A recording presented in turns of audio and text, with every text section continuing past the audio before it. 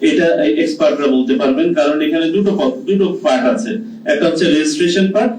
Registration পার্টের ব্যাপারে যে বক্তব্যটা উঠে এসেছে, এই রেজিস্ট্রেশনটা আমরা অনলাইন রেজিস্ট্রেশনই হবে, এবং যে ধরনের ভোটই হোক না কেন এক ধরনের রেজিস্ট্রেশন করলেই হবে। ওখানে শুধুমাত্র ইন্ডিভিজুয়াল ভোটার অপশন দিবেন, আমরা যে অপশনগুলোকে ফাইনালাইজ করতে পারবো সকল এক্সারসাইজ সম্পন্ন, যে উনি কোন পদ্ধতিতে ভোট দিতে চান এবং ওই দেশের জন্য এটা প্রযোজ্য কিনা। সুতরাং একটা পার্ট হচ্ছে রেজিস্ট্রেশন পার্ট, সো আমাদেরকে একটা রেজিস্ট্রেশন প্ল্যাটফর্ম দাঁড় করাতে হবে। আর দ্বিতীয় পার্ট হচ্ছে ভোটিং পার্ট।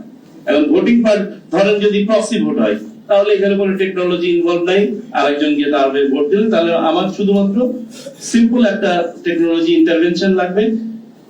তার পরিচিতি আমাকে নিশ্চিত হতে হবে, প্রক্সির পরিচিতি নিশ্চিত হতে হবে, এবং তাদের মাঝে একটা আইনি কাঠামো আমাদেরকে দাঁড় করাতে হবে, যে এগ্রিমেন্ট আসতে হবে, আমাদেরকে মাঝখানে থাকতে হবে, এতটুকু করলেই হবে।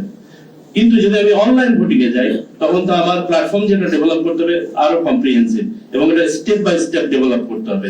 এটার মধ্যে টেস্টিং এবং হার্ডেনিং আরো অনেক বেশি। সুতরাং এক একটা সিস্টেমের জন্য টাইম রিকোয়ারমেন্ট এক এক রকম হবে। এক্সপার্টরাই তখন বলতে পারবেন যে কতটুকু সময় লাগতে পারে।